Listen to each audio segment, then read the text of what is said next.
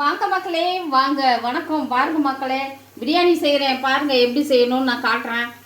இதில் ஆயில் போட்டிருக்கு. பட்டை, கிராம்பு, ஏலக்காய், அன்னாச்சி பூ, கல்பாசி எல்லாம் போட்டுட்டு பச்சை மிளகாய், வெங்காயம் போட்டிருக்கு. இது நல்லா கோல்டன் ப்ரௌனில் வர்ற அளவுக்கு வறுக்கணும். தான் இஞ்சி பூண்டு பேஸ்ட்டு போடணும். வெங்காயம் வதங்குறதுக்குள்ளே நீங்கள் சிக்கன் அந்த மாதிரி கழுவி நல்லா ஒரு 2-3 வாட்டி கழுவி மஞ்சத்தூள் போட்டு கழுவிட்டு உப்பு, மிளகாத்தூள், மஞ்சத்தூள் போட்டு இப்படி மேரினேட் பண்ணி வச்சுருங்க. அப்போ உப்பு, மிளகாத்தூள் எல்லாம் காரம் சிக்கன்லாம் நல்லா பிடிச்சாரும் பிரியாணி சூப்பராக வரும். இன்னும் வரல பாருங்கள், இந்த மாதிரி ப்ரௌன் ஆகணும். அப்படின்னா தான் பிரியாணி டேஸ்ட்டாக வரும். வெங்காயம் இந்த மாதிரி கோல்டன் ப்ரௌன் ஆகணும். ஆனதுக்கப்புறம் தான் இஞ்சி பூண்டு பேஸ்ட்டு போடணும்.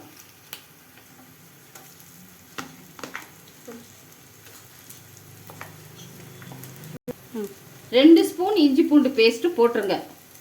நல்லா பெரிய ஸ்பூன்கிட்ட, டேபிள் ஸ்பூன்கிட்ட போட்டிங்களா? போட்டுட்டு இதை நல்லா கிளறி விட்டு நல்லா இஞ்சி பூண்டு பேஸ்ட்டு பச்சை வாடை போகிற அளவுக்கு ஃப்ரை பண்ணணும்.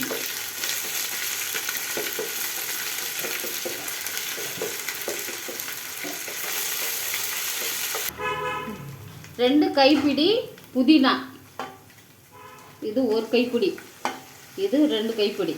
அதே மாதிரி கொத்தமல்லி தழை 2 கைப்பிடி. இப்போ பாருங்கள், இப்படி ஒரு கைப்பிடி கட் பண்ணது, கழுவி நல்லா கட் பண்ணது.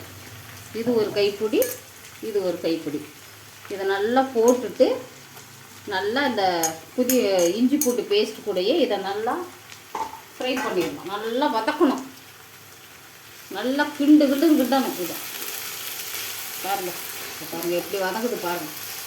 அப்படியே அந்த ஃப்ளேவர் ஃபுல்லாக அதில் இறங்கும். நல்லா சொல்லிட்டா.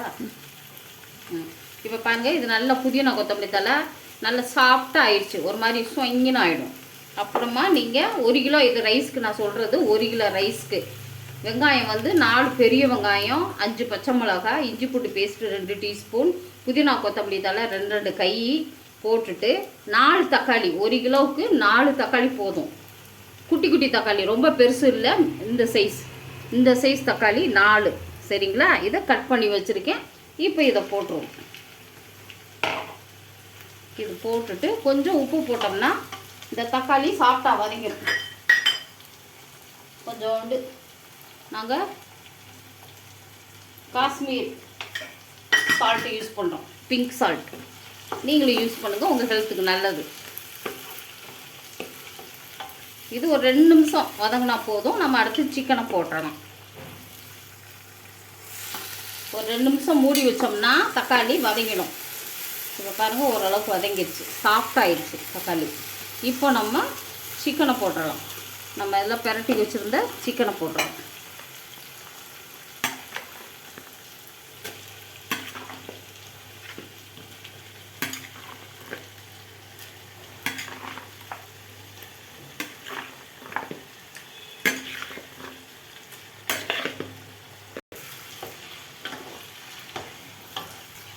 ஒரு கிலோ ரைஸ்க்கு நம்ம 1 கிலோவுக்கு மேலேயே ஒரு கோழியாக பிடிச்சிருக்கோம். 1 கிலோவும் ஒரு 200 கிராமும் இருக்கும் சிக்கனு.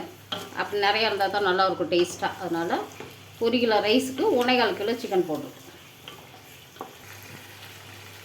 இப்போ இந்த சிக்கன் வேகிறதுக்கு ஒரு 10 மினிட்ஸ் ஆகும். அதனால் நம்ம 10 மினிட்ஸ் மூடி வச்சுருவோம்.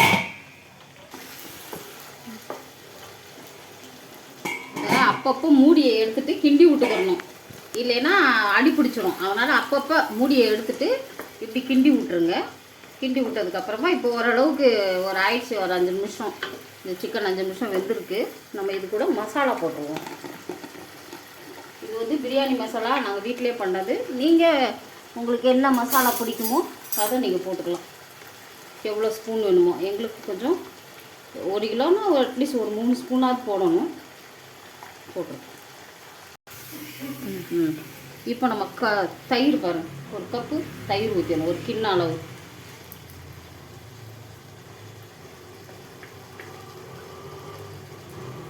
தயிர் ஊற்றிட்டு, தயிர் பாருங்கள் எவ்வளோ இருக்கும். இந்த உள்ளங்காய் அளவுக்கு, என் கை சின்ன கை, அதனால் இந்த அளவுக்கு உள்ள ஒரு கிண்ணத்தில் நல்லா வலித்து ஊற்றிடும். ஒன்றே மிச்சம் வைக்கக்கூடாது. இப்படி வலித்து இப்படி ஊற்றிடும்.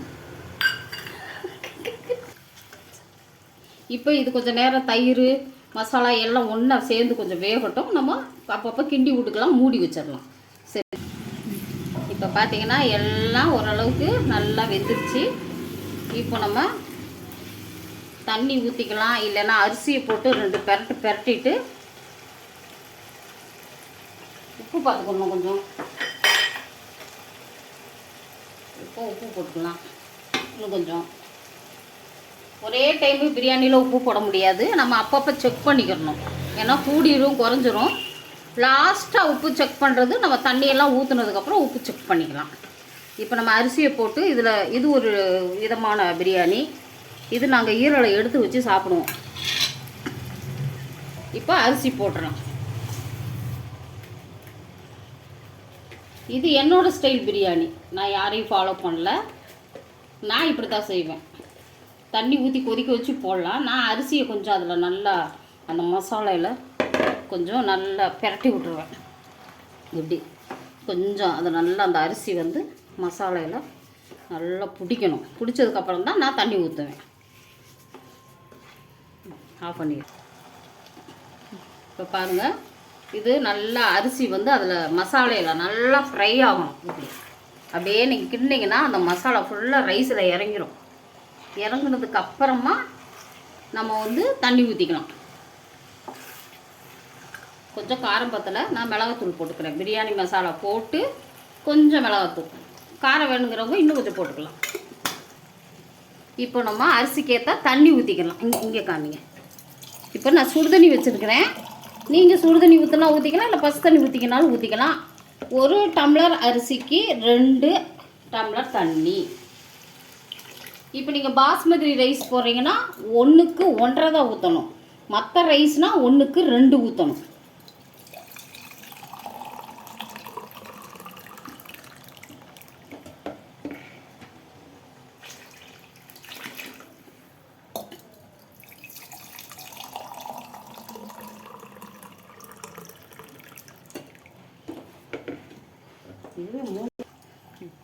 இப்போ ஃபைனல் ஸ்டேஜுக்கு வந்துருச்சு. நம்ம எல்லாம் போட்டாச்சு.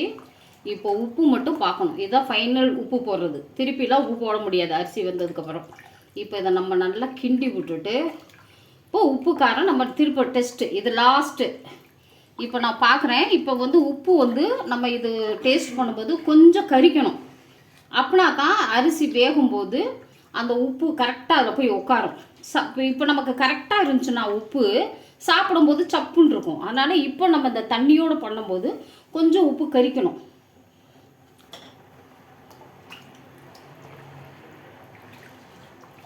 ஃபைனலாக இதுதான், எல்லாம் போட்டாச்சு. எல்லாம் சரியாக இருக்குது. சரியாக இருக்குல்ல, உப்பு வந்து கொஞ்சம் உப்பு கரிக்கணும்.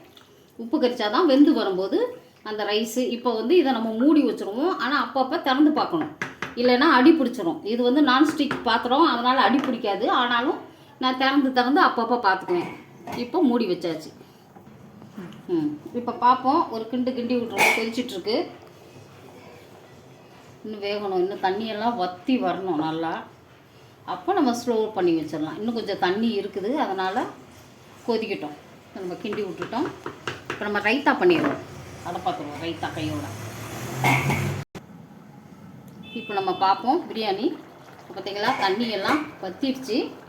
இப்போ நம்ம வந்து தீ ரொம்ப பெருசாக வைக்கக்கூடாது. நம்ம ஃபுல் சிம்மில் வச்சிடலாம். இந்த அளவு இருக்கும்போது சிம்மில் வச்சிட்டோம்னா அப்போ அது சரியாக இன்னும் அது தண்ணி இஞ்சி வர்றதுக்கு கரெக்டாக இருக்கும். இப்போ பார்த்தீங்களா, இப்போ நம்ம ஃபுல் சிம்மில் வச்சிடணும். சிம்மில் வச்சுல தம்முலே இருக்கிற மாதிரி. நீங்கள் வேணும்னா தோசைக்கல் வச்சு தம்மு போடுறவங்களும் போட்டுக்கலாம். ஆனால் எனக்கு தோசைக்கல் வச்சு போடுறது பிடிக்காது. நான் நான்ஸ்டிக் வச்சுருக்கிறதுனால நான் அப்படியே சிம்மில் வச்சாவே எனக்கு போதும்.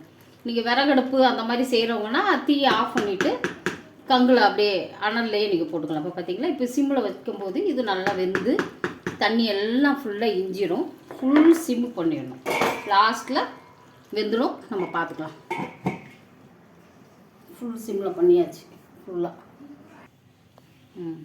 இப்போ பார்த்துடலாம். இப்போ பார்த்தீங்களா, எல்லாம் இஞ்சிடுச்சு. ஒரு கிளறு மட்டும் மட்டக்க கிண்டக்கூடாது. சும்மா இப்படி தான் கிளறணும். பார்த்தீங்களா, இன்னும் இஞ்சிடுச்சு. இன்னும் இதை கொஞ்சம் நேரம் நம்ம 5 நிமிஷம் வச்சுட்டு சாப்பிட்றலாம். ரொம்ப கிண்டக்கூடாது, சாப்பாடு உடஞ்சிரும். அப்போ நம்ம இப்படி சும்மா அப்படி பெரட்டி பெரட்டி தான் விடணும். அப்படி நல்லா வெந்துருச்சு. அவ்வளோதான், இது பிரியாணி ரெடி. இன்னும் கொஞ்சம் அப்படியே அந்த சூட்லேயே இருக்கட்டும், நம்ம சாப்பிடலாம். ரெடி ஆயிடுச்சு பிரியாணி. பிரியாணி ரெடி. இன்னும் கொஞ்சம்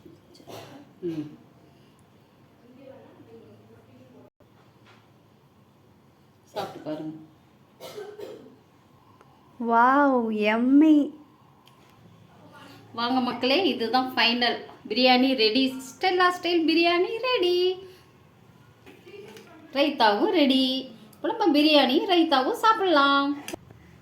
வாங்க மக்களே, ஃபைனலாக ஸ்டெல்லா ஸ்டைல் பிரியாணி ரெடி, ரைத்தாவும் ரெடி. அனைவரும் என் வீடியோவை பார்த்தவங்களுக்கு மிக்க நன்றி. எல்லோரும் சப்ஸ்கிரைப் பண்ணுங்கள், லைக் பண்ணுங்கள், ஷேர் பண்ணுங்கள். தேங்க்யூ மக்களே.